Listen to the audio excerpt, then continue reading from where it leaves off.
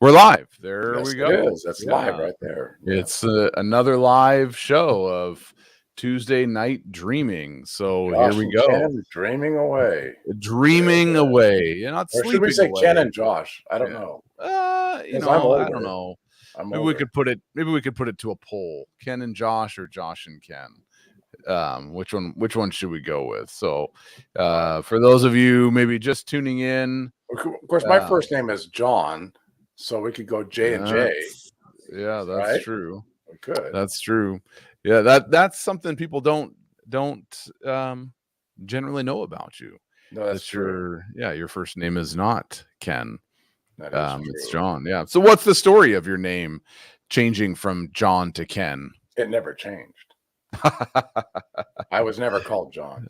You've always been Ken. I had an uncle on my father's side and an uncle on my mother's side who were both Kenneths. So Right. I was always Kenneth. Why they put John in the front, I don't know.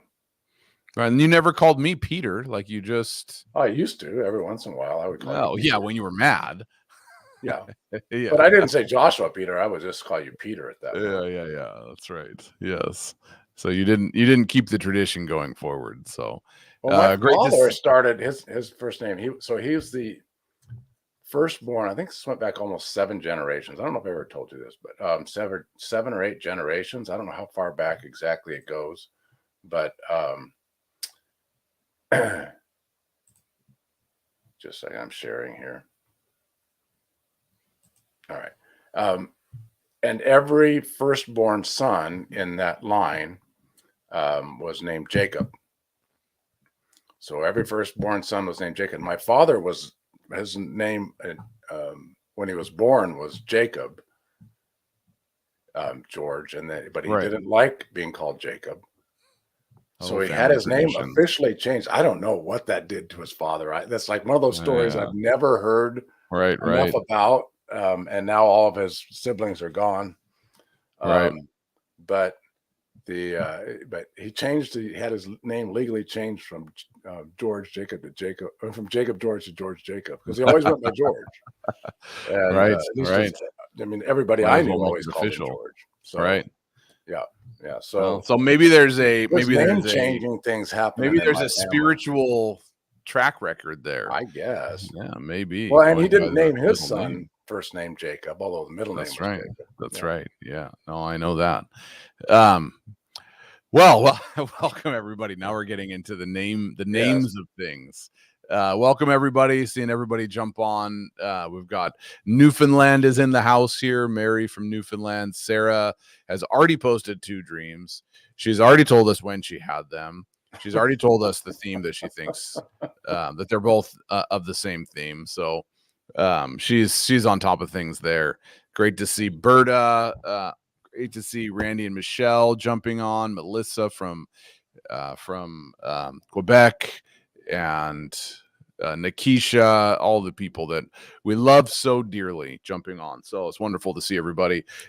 We were just chatting about, before we went live, the nature of like, what are some of one, how do we know that there is an unbroken tradition of dreams and their interpretation from biblical times to today? Is there an unbroken tradition? One, how do we know there might be an unbroken tradition? And was there somehow, like, well, for a long time, nobody ever talked about dreams, and then all of a sudden, when the 1980s rolled around, we started talking about it a lot more? Yeah, we talked about it because it was in vogue again. Right. Like what? But a little bit naughty out there. Yeah. That's right. Yeah. That's right. Yeah. What are your thoughts on that, Dan? Well, I mean,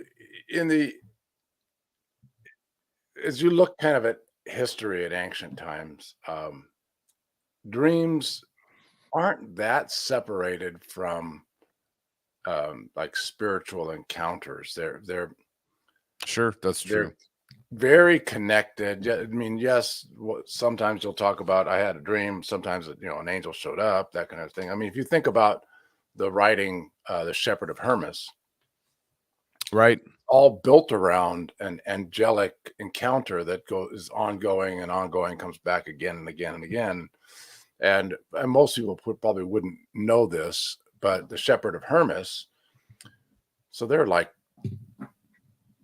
I forget the number, 17, 20, something like that, different renditions of the canon of scriptures for the church as it went through the first 3.5 centuries up until it was consolidated in the church councils, Nicaea, Chalcedon, etc. Before that, it was before Nicaea and Chalcedon. Yes, but I mean, Chalcedon was 451. Nicaea is 380. But Nicaea is 380 something, I think, isn't it? But before that, you have not quite one of the misconceptions. It was at Nicaea. It's a little bit earlier. Than that. It is earlier than that. But I'm saying by the time you get to the church councils, it's very set in stone. In stone. That's right. Are the scriptures. Just acknowledging what everybody already meant, and we're codifying it. That's right. Exactly. So, wasn't a secret cabal of people clarifying that. In my mind, I just think, by the time we hit there, that's already dealt with. Yeah. But it wasn't a secret cabal of people saying, no. Okay, now we're going to manipulate everybody to think of the scriptures as only these particular books, right? And the Gospel of Peter. Like the second letter of Peter was often not on lists. Oh, for sure. Some of Paul's letters some of Paul's letters weren't on there. Hebrews was iffy back and forth. Yeah. So you had this, but the Shepherd of Hermas was on a lot of those lists for canonization. It was into the 1st century, early 2nd century that it was written. It was a very early document. Yeah. And it and also they called it Teaching of the 12, 1 and 150, that kind of thing. So yeah. There's several of these different letters that were that eventually, when the canon was put together, these were on like a secondary list that were looked at as good for faith and practice. Yeah, they weren't neglected. They were just said, okay, they're not going to go in here because they have to have apostolic origination in some fashion. Mark obviously not an apostle, but there's some apostolic origination going in there. So you have these writings like the Shepherd of Hermas, where there's all of these angelic encounters that are going on and directing the thought processes of those involved in the story. Kind of common to think about activity like that's the heaven and earth being very interconnected and overlapping in the early Christian era, because that's how Jesus looked at things, that he was heaven overlapping on earth. Yeah. And he's establishing, so in his putting together of his disciples, he's put together this new temple. This new temple is filled with the Spirit, just like the temple in under Solomon's day, and when the Spirit comes in the beginning of Acts, and we have then all of a sudden this temple, the story of two temples as you go through Acts. Which temple is going to win? And all through the book of Acts, you see temple against temple. Even when Paul's out on the road, who is it that comes up against him? Well, the people of the temple in the city that he's in. So it's these temple rivalry type of that goes all the way back, by the way, to the lineage of Cain and Abel and Seth, because you see when you track the first 8 or so chapters in Genesis, you see this parallel family tree playing out against each other, pitted against each other. True. Really, that's true. The righteous ones versus the ones that are willing to manipulate the system, ending in Lamech, who's willing to kill people because God defended Cain, because Cain slew Abel. And so if God defended Cain, how much more is he going to defend me? So you've got these two tracks that Genesis tracks side by side, the good and righteous ones, who are fewer and far between, and the ones that are wreaking havoc in creation. Yeah, so it's those two lineages, the two temples fighting against each other. Ultimately, lineage number 1 builds a temple, right? So they're always recreating temples or places Temple's of a big quote, issue. I mean, we don't it's we don't true. think about it because we're Yeah. Westerners, and we don't want to talk about temples, but we need to talk That's about it. right. But you see, early in the church, you see people like Polycarp, who's one of the early martyrs, having dreams of his martyrdom prior to going and being martyred, which gives him strength and hope and purpose for what he's about to step into. Right. So their dreams are consistent in the early church, and in the first several centuries of the church, they're prominent in how people, not just how things are directed, but how people interact with heaven. It's part of how what we have to kind of look at is, how do we interact with heaven? How is heaven? And I talked a little bit about this on our Saturday and Friday and Saturday thing. Was that a couple of weeks ago? Last weekend? No, it was a couple of weeks ago. But how heaven and earth are interacting under this new system, this new Right. thing where Jesus has brought the promise of the future, which is heaven and earth being connected, into the present. So we should fully expect to have these overlapping heaven and earth encounters and experiences, which is what we see in a lot of the literature in the first couple of centuries, is those sorts of expectations of spiritual engagement in more than just a intellectual discussion. In other words, I was there, kind of a thing. This happened. Yeah. I'm just looking at, I'm pretty sure it's in this one, in this book here. Now I'm not gonna be able to pull up the reference right away, but it is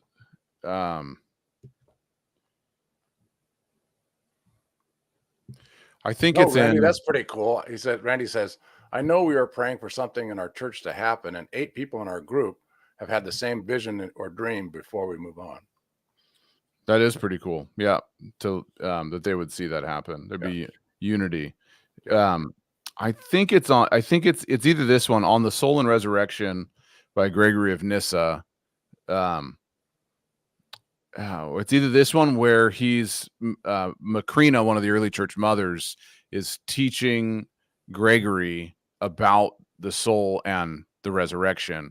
It's either this one or it's Gregory. And no, yeah, I think it is this one.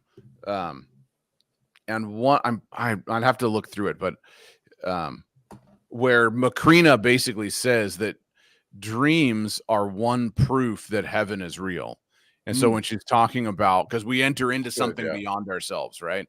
Right. And so this is so all that I'm just saying that, like, we're talking Gregory of Nissa would have been 4th century, right, with Macrina. And so you're going, they had this idea of dreams that are, it's elevated far above how we think about dreams, and the place that we put them. And you go even Tertullian in his treatise on the soul, he talks about dreams and the meaning of dreams, the importance of dreams, the importance of the history of dreams. And you don't find as much literature that says this is how to interpret a dream. Although you do find Sinius of Cyrene in the 5th century. He's brilliant. He's brilliant in understanding. He wrote a treatise on the interpretation of dreams and the meaning of dreams. And it's a bit difficult to track down a good copy of that nowadays, because most of the good copies are in Greek. It just hasn't been translated into English very, very well. So anyway, you see some light teaching on the interpretation of dreams, and definitely what you find most consistently is collection of stories where dreams have deeper meaning and significance, and the particular elements of the dreams have deep meaning and significance. And so you find I kind of like chronicling. Every time I come across one, I've got an ongoing journal of about 50 dreams recorded. And it's just a smattering of them throughout church history, mainly centralized in early church history.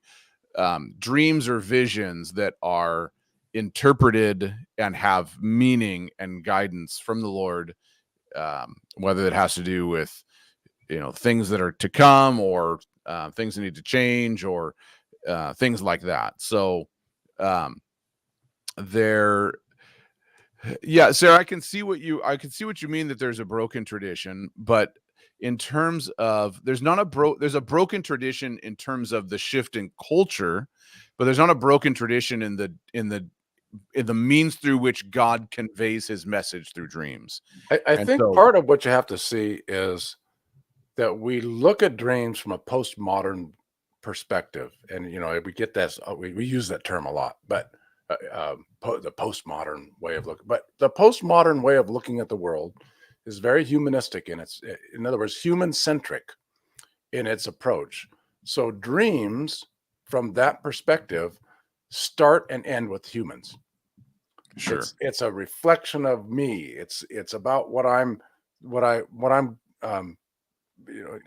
every, if you go to some of Jung's writings, etc., that every aspect of the dream is some part of me, and I just have to figure out what part of me it is, so I can know what part of me is interacting with the other part of me, and it's all about me. Yeah. And the spiritual perspective, which is very different and has to take us back to a different sort of a root way of thinking. So if we get stuck in postmodernism, or or postmodernism, as we're in today, if we get stuck in that, then we're going to look at dreams simply as pertaining to a human, with no interaction from the outside. Right. But and that's the difference of saying that dreams are spiritual at their core, is that they have not just a spiritual element, but they have a spiritual interaction. So it's not just that I dream spiritual dreams. It's that I have spiritual interaction within my dreams and within my experiences that is unique and separate from me, and yet connected to me. The heaven on earth sort of a thing, the interlocking realities of heaven and earth, where I am actually interacting with a different sort of realm, and yet it's a realm that that I can be comfortable in, because there is a human in heaven, Jesus the man, who was resurrected into heaven, and so heaven and earth are joined through him in a very unique way, so that we have access. That's why the scriptures talk about us having such access, because there's a human, a resurrected human in heaven, right, so that we can be interactive with that whole thing. So there's this just real fascinating thing where dreams break into our reality, right, and they have a spiritual content to them, which is very different than people have in postmodernism. And so let me just say one more thing, and I'll get off my horn here. That's why your friends who don't walk with Jesus don't really understand their dreams, but they know they're important. Yeah. Because there's spiritual potency. Yes. But there is a complete disdain intellectually. Exactly. Yeah. So with what Sarah's saying, God never broke tradition with us, but humans lost value with dreaming. Is that what we're thinking? That's what she's thinking. Is that what we're thinking? Is that what we're going for? That's what she's thinking. Kind of. Well, yeah, I would say, in certain circles, I wouldn't say every culture on the planet has lost that. It is a modernistic invention that we don't, or not a modernistic reflection that we don't value dreams, because the further you go back, you get pre-enlightenment, you start to find much, like, you even look back as far as John Wesley in his journals recounts a number of visionary experiences either he had or people he knew had that were radically transformative, right? He's writing in his journal and he's recording these dreams and the dreams that people brought to him or were caught up into. So this is not John Wesley, we're talking great reformer, right? Pre-enlightenment, kind of getting into that stage, but right in that time frame, in that time frame, but the philosophy that kind of caricatured the Enlightenment into where we are today hadn't quite taken hold of the Christian world the same way it has now. So the further back we go, the more we see consistently people recording and talking about these things. Well, John And Wesley was a scholar on the early church fathers. He read them constantly in Greek. So when Wesley talks about this one particular girl he knows who was saved through a dream and then had prophetic utterances about particular pastors in the region based on the dreams that she had. It's like, that's pretty incredible, right? And the fact that he goes to at great lengths to record the details of what she said. Right. So, you're talking about, again, a scholarly person paying attention to dreams. There's no separation between, well, the scholars don't listen to the dreams, or where we lost a value for it. Modernly, we lost a value for it. It can seem like there's a break in tradition when you look at Christian history, because so much of the writing that we would expect to find from, say, the 7th century up to about Thomas Aquinas in the 12th century, we just don't have records of. Right. There's so much of it that's just been lost. And so it can look like, oh, there wasn't a whole lot of scholarship there. There wasn't a whole lot of writing there. But in actuality, it's called the Dark Ages because things went dark. Not so much because it was so difficult, though there is that. It's because it's harder to recreate the history that happened between those 500 years because in the West, the Roman Empire disintegrated, and people were scrambling to try to put back an order from the chaos that had ensued. Things were very decentralized, right?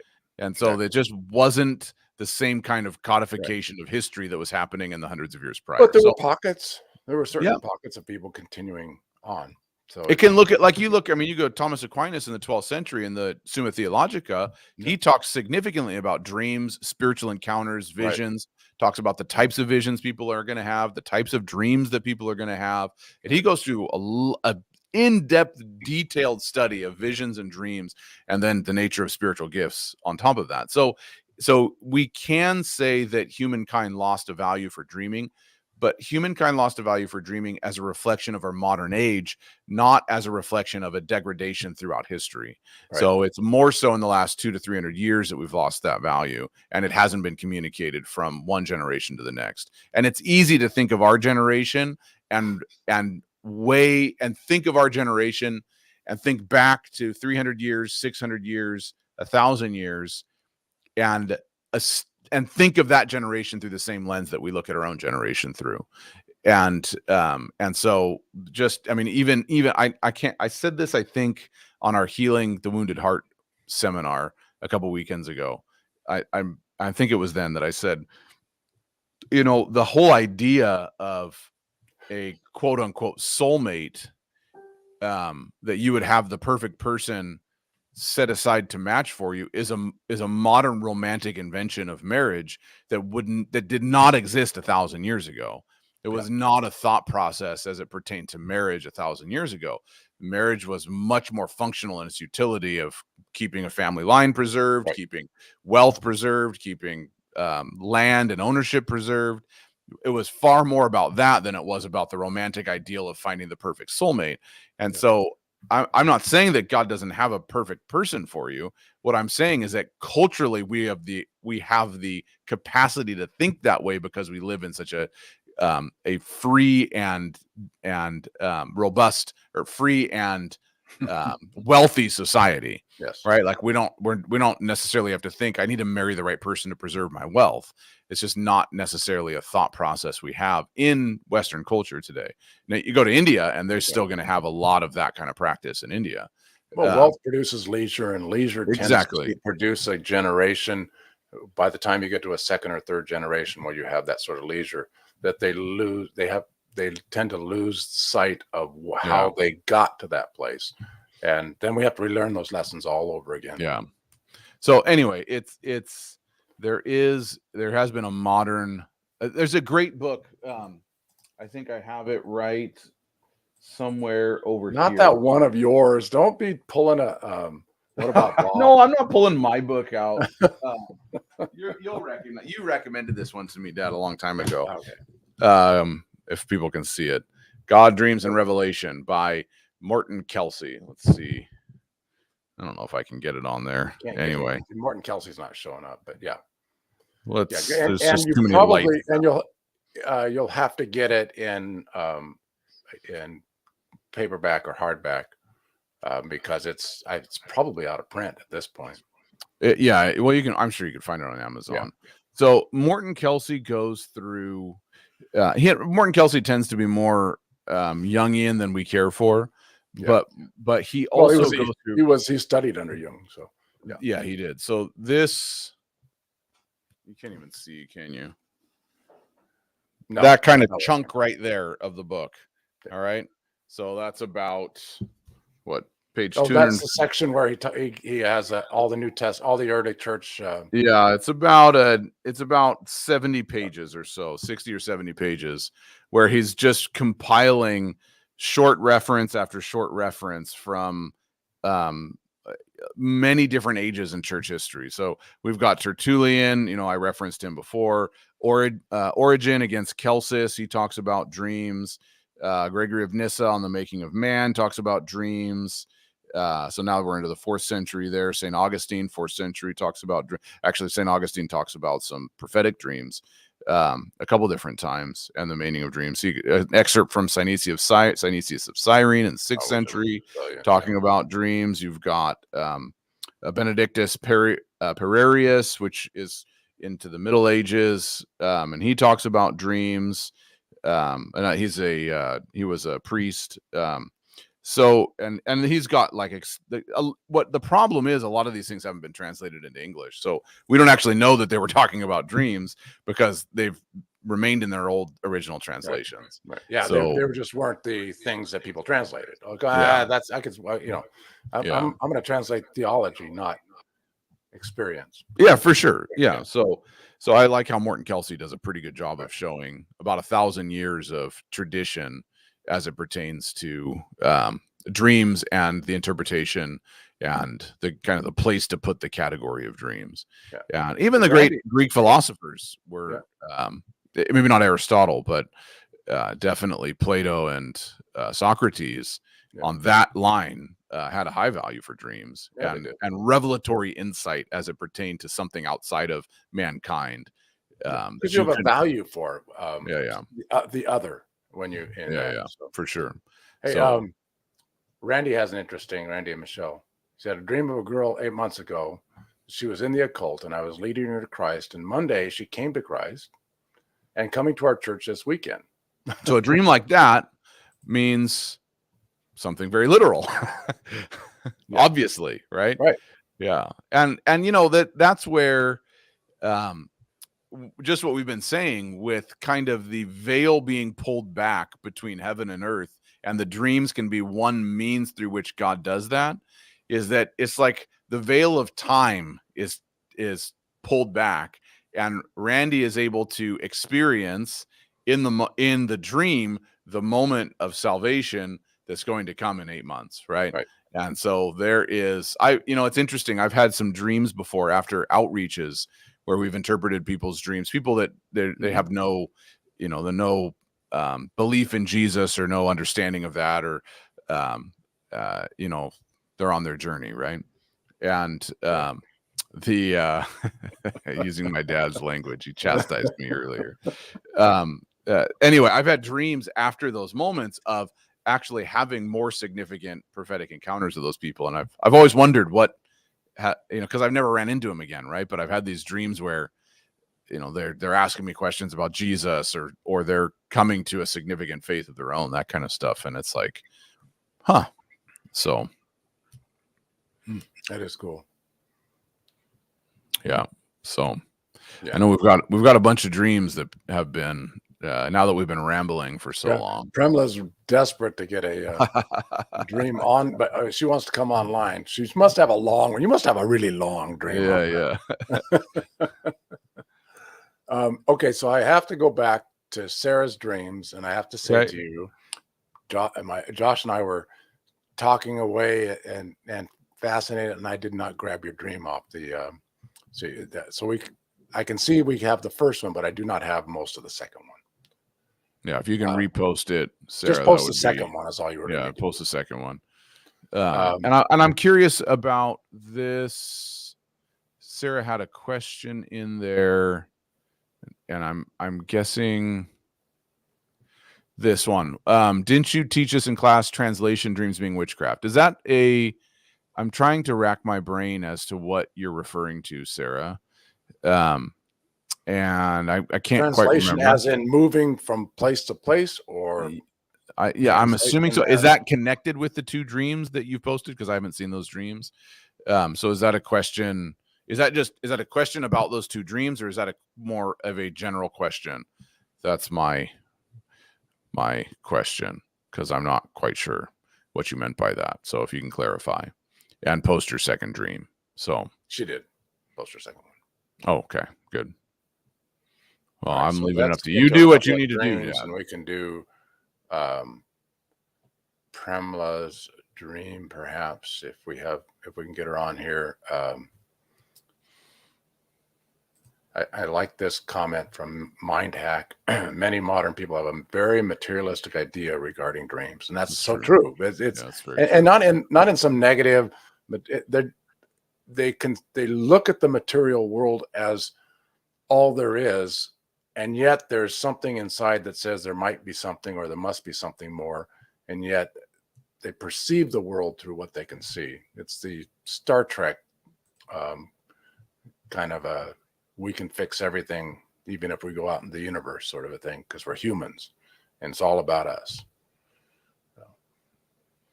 Okay, I'm confused. All right. Well, okay, so it's about our conversation.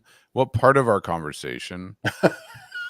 The guy, and then Annette is trying to clarify it, I think, and saying the guy who translated Isaiah, Constantine. That oh, there we go. Okay, I got it.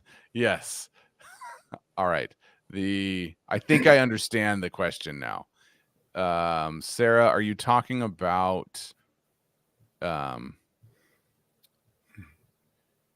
translation? Yes, I did talk about that in the class. Yes, she's talking about Jerome translating the Vulgate. Oh, okay. Yes. Yeah. Okay, that's what you're referencing. Okay, I'm like, translation dreams being witchcraft. What? I didn't realize you were talking about the translation of the word dreams. Yeah, and so in reference to that, as Dad would ever, the translating Latin Jerome. Yeah, Jerome he translated the word that Jerome screwed the West up for a while. He really did, actually. He really did.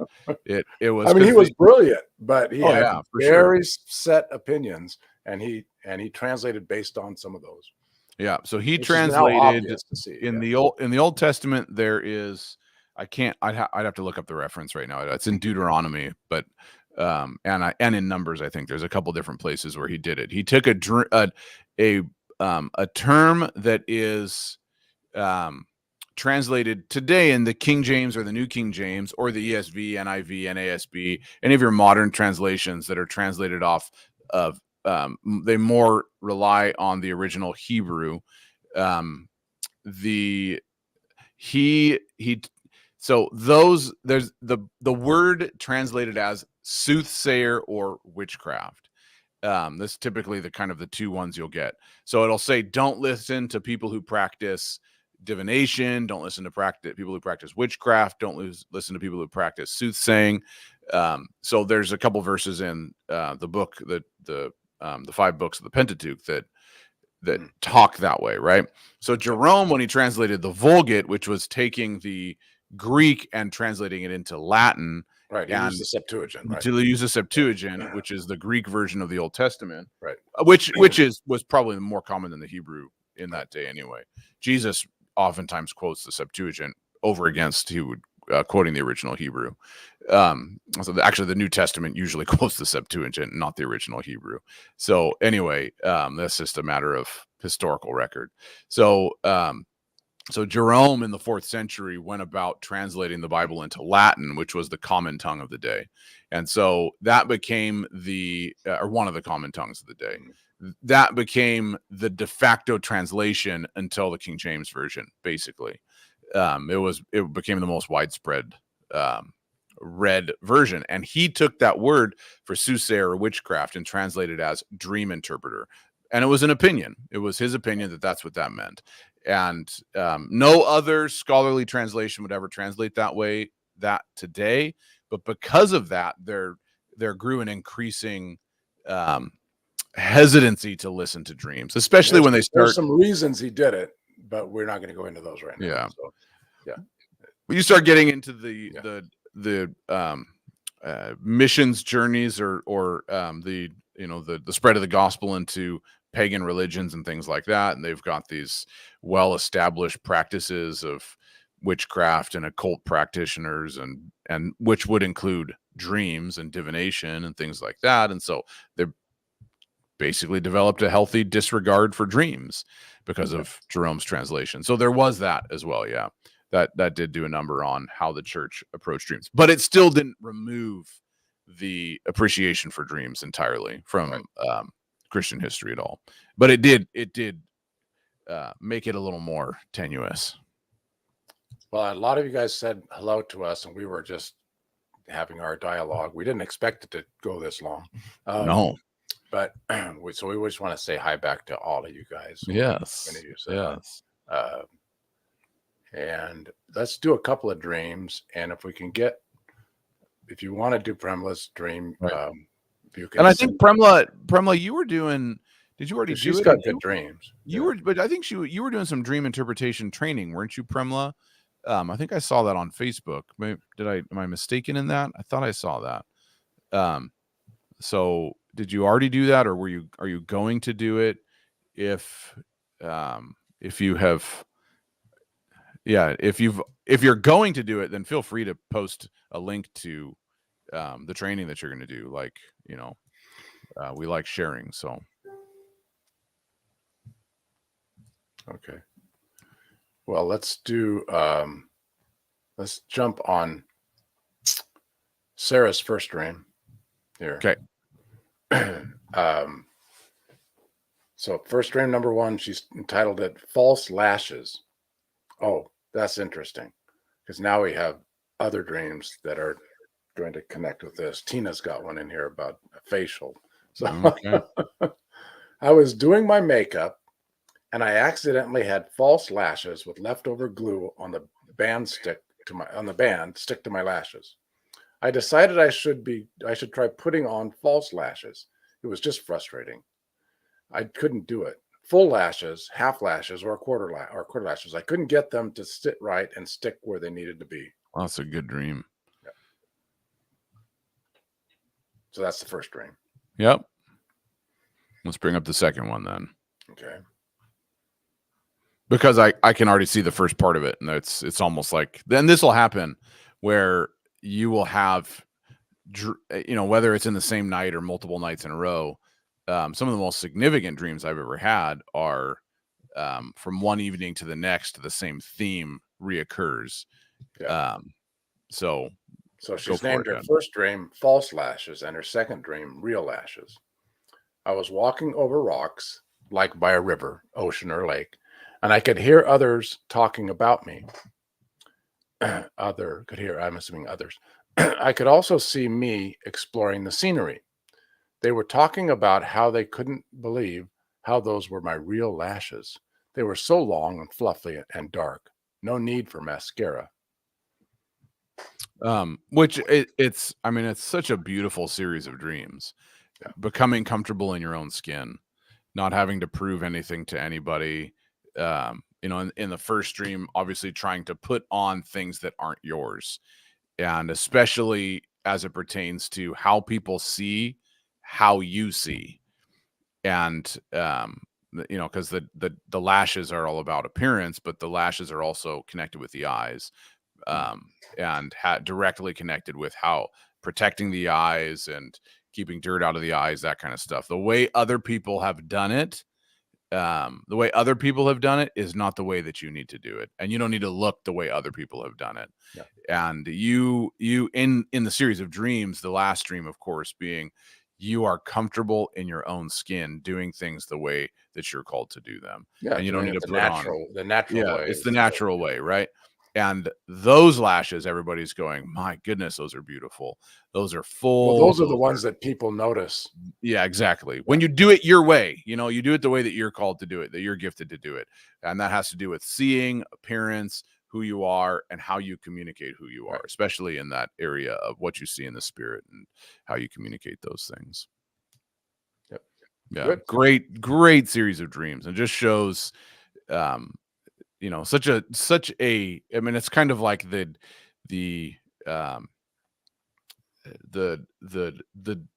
journey of healing, right? Like, I'm going to try these lashes and these lashes and these lashes. Nothing fits right. But what fits right is when I just walk in my own.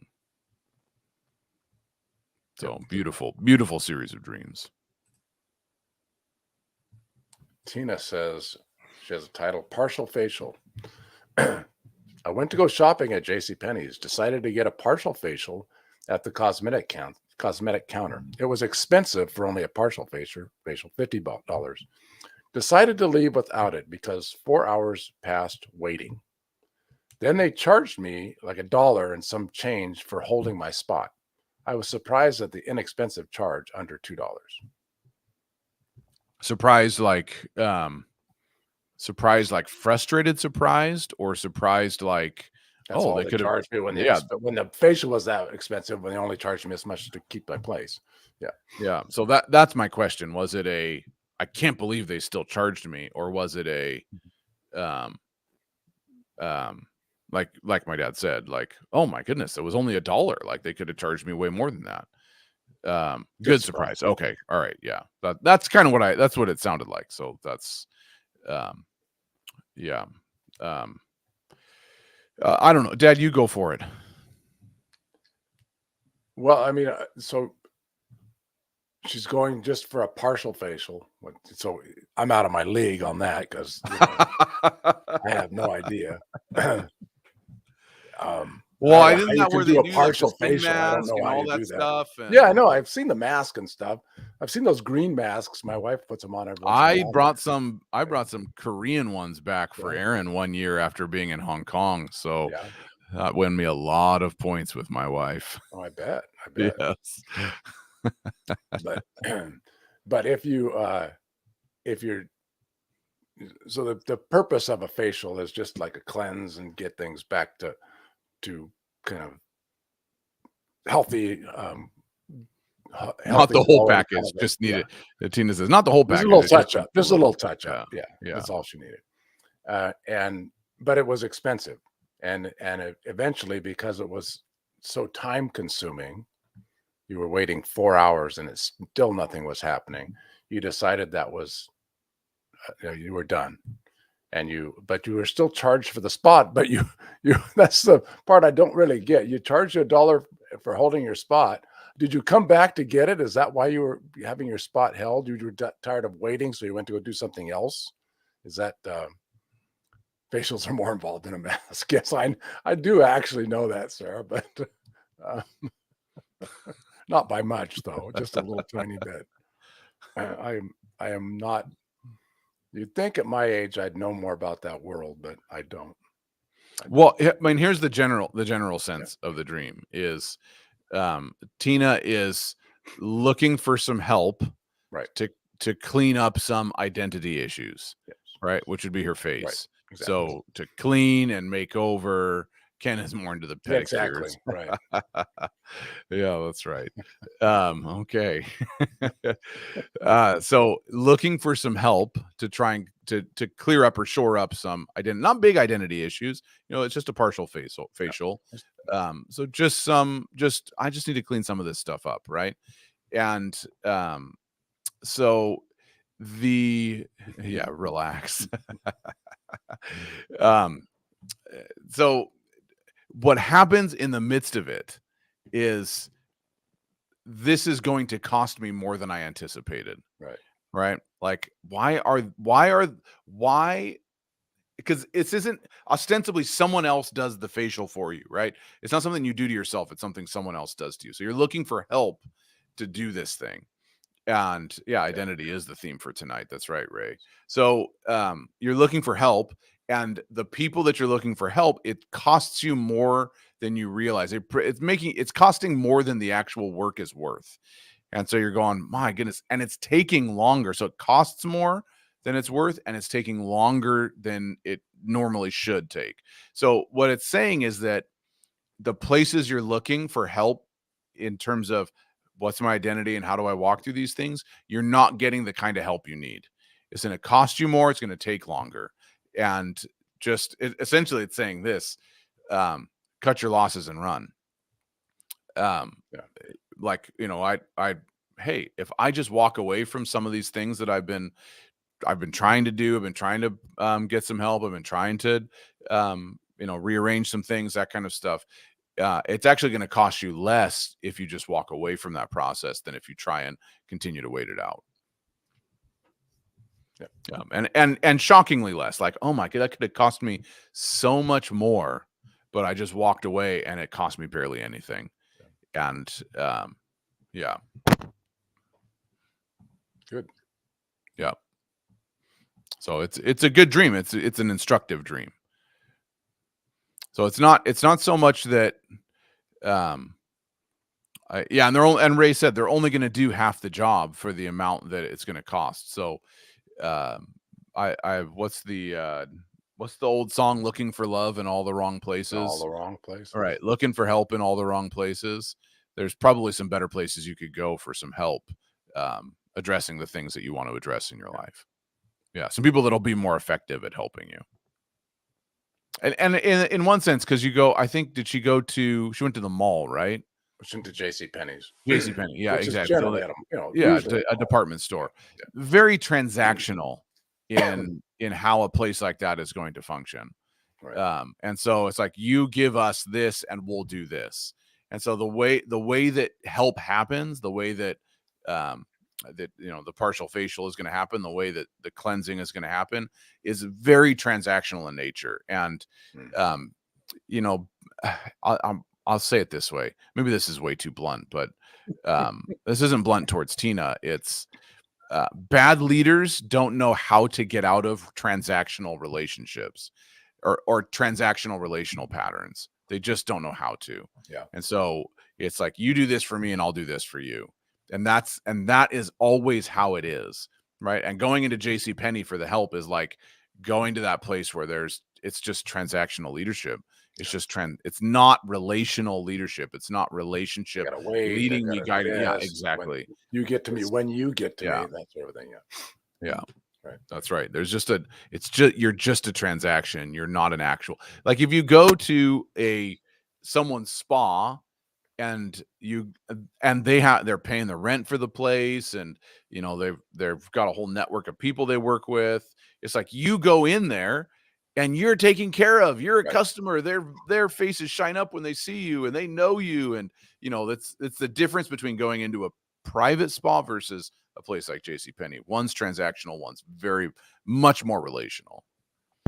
Yeah, exactly, Sarah. That's not Jesus. Jesus was not transactional. That's right. He wasn't at all. That's right. Yeah. Well, we have another one from Annette, and there's only a little bit more at the end, and I have it in front of me. So, I'm fascinated, Annette, by your title on this one. Shoes, lashes, and facials. Old shoes, right? Because there's a lot of other things in here, and you focused on the shoes. So that's when this is a perfect example of why sometimes we ask people to name their dreams, to put a title to their dream. Yeah, that's right. Because in putting a title to the dream, you bring out the thing that seems most substantial in the dream, where I might miss that part. And I did until I went back and looked at your title. So that's a good way to do that. Yeah. So the title is Old Shoes. And she said, I went to my friend's house because she had some food for me before I started a Christian school. Like, you started attending a Christian school, teaching at a Christian school, or just starting a school, or starting a school, like launching a school. Just clarify that, Annette. She had milk, frozen French fries, and Reynolds wrap for me. I thought I have lots of milk already, but grateful she gave it to me. Then she handed me a bag with her husband's old tennis shoes to wear. None of them matched. They were very old and well used. I put them on, I'm guessing you mean on, because I needed some shoes. Dream goes on, and I run into people stuck in religion, and I sing to them, Jesus is freedom. They rejoice with me. Oh, good. Okay. And Tina is Annette's friend in the dream. Is Okay. that Okay. okay, Tina, just please tune out while we interpret the stream. No, I'm just playing. That is a very interesting dream, Annette. Yep. And it's not a reflection on Tina. It's just Tina represents friends. Yeah. So she would just be friendship or friends. So they're so attending the school. Yeah, well, this is the thing. What I want to hone in on before we hone in on the shoes is that the dream goes on. Right. Okay. And when the dream goes on, she runs into people stuck. Okay. Yes. So it's telling us that there's actually, it's in a way, there's three different there's I know there's really only two scenes, but there's kind of a third middle. There's three activities. There's three activity. Yeah. 2 scenes, 3 activities. Yeah. Yeah. And it's that all the stuff's given to you, Mm-hmm. None of it matches. And then the dream goes on. So time passes. Mm-hmm. She runs into people stuck into religion, and she sings to them. And what happens when she sings to them again? She sings Jesus is freedom. And they rejoice with her. Yeah. Okay. Yeah. So basically Annette dodged a bullet in she did. Okay. Because I'm going to go somewhere to learn. It's a Christian school, but none of the stuff, I'm realizing none of the stuff fits me. None of it is me. Right. And so rather than going to the school, the dream goes on, and I'm realizing how free I am. Yeah. Right. Other people stuck in religion, I have a message of freedom to bring to them. Right. So the dream, I want to go learn things, Christian things, right? I want to go learn, train, be equipped, all this kind of stuff. Yeah. But the stuff I'm learning doesn't fit. It's old stuff, right? It's milk. And so it's and milk. I already have milk. Yeah. Yes. It's milk, and it's processed food. Right. And it is. Sorry, Tina. It's milk, and it's processed food, and it's in Reynolds wrap, right? It is it's like Reynolds wrap is. Yeah. Well, it's it's plastic. It's like, no, it's aluminum. There's aluminum foil, Reynolds wrap. Oh no, Reynolds wrap. Oh, Saran wrap. Reynolds wrap is aluminum foil, right? Yes. Didn't I teach you anything? No. Well, I'm in Canada now. It's all different. Okay. Well, at least you knew about facials. That's true. At least I did. Yeah. So yeah, that's right. It's processed, and it's milk. It's just other people's stuff. Well, right. That's what it is. Yeah. It's just other people's stuff. That's all. Right. It's not so much that it's not important that it's her husband's. It's just other people's stuff. And so you've had in seasons in the past, people that have tried to fit you into certain roles and teach you certain things. It's not so much a reflection on Tina doing this. It's just friends that have done this, and dynamics that you've seen play out. And now where you're at is you see people stuck in religion, and you just sing about freedom. And so because ostensibly you go to the Christian school, you wear all the stuff that doesn't match, and you eat all the food that's not good for you. And I wear other people's stuff. Right. You get stuck in the same religion. Right. That's what that is. Right. Yeah. You've found freedom, and your role is to bring freedom to others. So, you recognize just how much that stuff doesn't fit you anymore. Yeah. It's good. Yeah. Yeah. It's a great dream. Yeah. It's telling you that you're no longer controlled, or you're no longer influenced by the things of the past. And the pink hair. Yeah. It is right in line with the dream of your pink hair from last week. It really is. Yeah. Yeah. It's a dream showing you that there's been a lot of progress into freedom. All right. Well, do we have time to do Premla's dream? Do we have time to bring her on? I don't know if we have time to bring someone on, but do we have another dream in there? No, that's pretty much it. Okay. Well, let's see. We got right to it. Okay, Premla, if you're quick, we might be able to bring you in. Freedom. That's Not right. a real long dream now. Okay, Premla. Click the link, come into the studio. We've got 5 minutes. And we really have 5 minutes because it is first day of school tomorrow for my kids, and it's almost 11 p.m. here. So I've got to be up bright and early, cooking and all that stuff, and helping Aaron get the kids ready. And yeah. All right. Okay, Premla. She's working on it. Yeah. She knows the deal. She's been in here before. So we didn't set out to talk about all that stuff tonight, but it was fun. No, we really didn't. Yeah, we really didn't. So anyway, we just kind of referenced it when we were talking about getting ready for the show, and then it just kind of kept coming out. So there we go. Okay, well, let's bring Premla on. She's got a dream, and Premla's a make sure your mic's on and you're not okay. She's got it all. She's got the whole thing. All right, here we go. All right, wonderful to see you again, Premla. Hi. Thanks for getting me on. Yeah, of course. To type the dream out. Yeah, for sure. Please bear with me. I'm going to be as quick as I can. Okay. There's just a few layers to this dream. So it starts off by my mom, my brother, and myself in this car.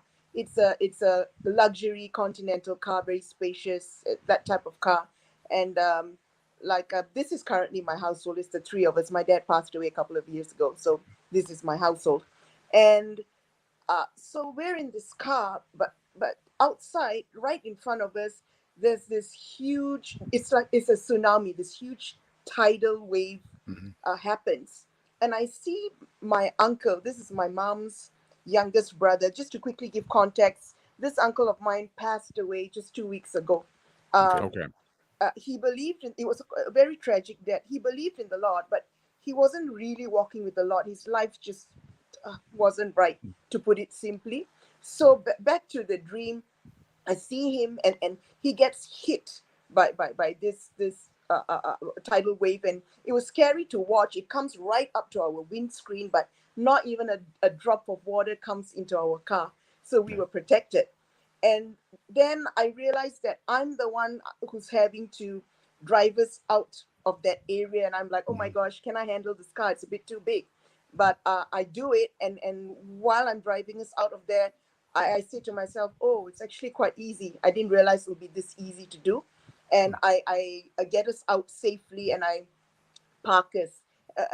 Get us parked, and in the natural my parking is horrible, but in the dream I parked beautifully. And I was so surprised and pleased with myself. And then we jump out of the car, and I see this uncle's wife, and I say to her, where is he? We want to see him. And she says, she looks very distraught, but part of her is also looking relieved. And I can understand why in the natural, because of what's happened over the years. And she says, no, he's just not here. Don't ask me about him. A man came to take him to another place, is what she says to me. And then it very quickly changes. Like, there are the mechanics that come and look over our car, and they say to us, look, we'll take this car to fix it, but we'll give you a brand new substitute. And I was shocked that it was this brand new car we were given. So there's me, my brother, and my mom again. And I say to them, I say to my brother, look, we've got to rush to the airport. They're landing at 1 p.m. and the day is actually, it's just funny. It's the man that I'm supposed to marry. Now, in the natural, in this season, I'm actually praying about marriage. So there's nobody. I'm just waiting on the Lord for it. But in the dream, I say to my brother, what's the time? These guys are landing at 1 p.m. So it's him plus 3 other people, and I clearly know that the 3 people, they're not his family. It seemed like they were either like acquaintances or business associates. We run a business here, so 3 people plus him. And my brother looks at his watch and goes, "Look, it's already 1 p.m." And I say to them, "Look, it'll just be just nice by the time they come out of customs and baggage claim, let's rush to the airport now." And I start planning the logistics. I say to Mom and my brother, there's only one more space in our car, so the husband to be, he can come into our car, and the 3 others will make sure we get them safely into a cab. And as we're getting ready to rush to the airport, I just say, "Guys, just hold on, I just got a couple of stores to go to. I'll be really quick, and then I'll come back and meet you, and then let's rush to the airport." And the dream ends. Okay. So you don't know what happens. You never get to the airport. Never get to the airport. Never Yeah. pick up the husband to be. No. No, You never see what he looks like. no. I do know a few details about this guy, but that's it. Yeah. But you don't know him in real life. He was. No. Yeah. Oh So man. yeah. So go ahead, Dad. Yeah. And so the dream starts with a tsunami. You guys are bundling into a town car that is bigger than you're used to. It seems like a luxury car to you. Yes. And you run up to a tsunami, and of course it's frightening, but you guys are completely safe. But your uncle, who actually is passed away, is affected by the tsunami.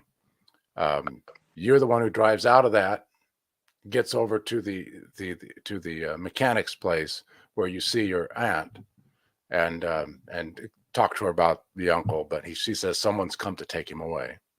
Yeah. Okay. To another place, is what you Yeah. said, right? Yeah. Yeah. And then you're going to get the car fixed, and they give you a loaner, I'm assuming, a replacement that's even better, brand new, and so it's an upgrade for that. And then you realize, I need to go pick up my husband. He's at the airport. He's coming in. He's going to be here at 1 o'clock. He's got his 3 friends with him, but I need to do a couple things on the way. I got to take care of a little business before I get there, even though we're in a hurry. Right. Okay. So, do you know what stores you were going to go to? Not specifically, no. Okay. You didn't think, I need to go to this one, or this one, right? Okay. That's good context. So the first part of it is the context, of course, is family, right? It's you and your family and your uncle. And so they're essentially saying, and you had this dream after your uncle passed away? Yeah. Okay. So your uncle is a metaphor. It is tragedy. There have been tragic seasons in your family. There have been difficult seasons, we'll say, right? That's the tsunami coming and taking away your uncle representing family tragedy, things that have happened, just kind of, this should not have happened this way, right?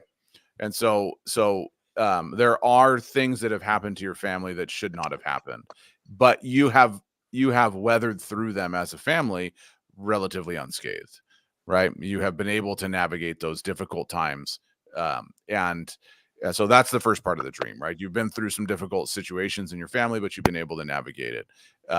And there's been a season of fixing some stuff up. And in the midst of fixing that stuff up, right, you go to the mechanic. The mechanic says, actually, we're just going to upgrade you. And so you come through difficult seasons and realize the mechanic would be ostensibly the Lord or heavenly help. Someone who puts things back together. Yeah, someone who puts things back together. We're going to fix things, but we're actually going to make it even better.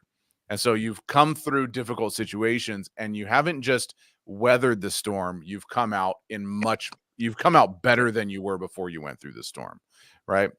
And so you are, whether this talks about actual marriage or not, I'll leave that between you and the Lord. Yeah. But regardless, getting married in a dream is a significant life commitment, right? In a dream, it's, I'm looking for the thing. I'm actually starting to find the thing. I can almost grasp the thing that I'm going to commit my life to. It's like right in front of me. But I just I know there's a couple things I need to deal with before I get there. Yeah. Right. And so that's the I got to make these couple of stops before I can get to the place where I'm going to now unite myself with this thing. Yeah. And so, so you've been through some difficult circumstances, especially as it pertains to family. You've weathered the storm. You've actually found significant upgrade in that. And God's saying, I'm about to connect you with things that are very significant in your life. There's a couple things you need to deal with before we get there. And, there's a couple things, not even to deal with, there's just a couple more things you need to pick up along the way.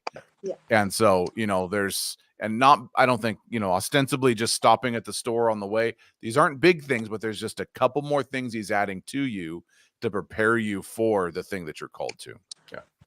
And your whole family is benefiting from this season with you, because everybody's in the car. Amen. And they stay in the car. Yeah. And they're gonna be making room for your commitment. Amen. Yeah. Wow. Yeah. Thanks for giving Does that me make the sense, time. Premla?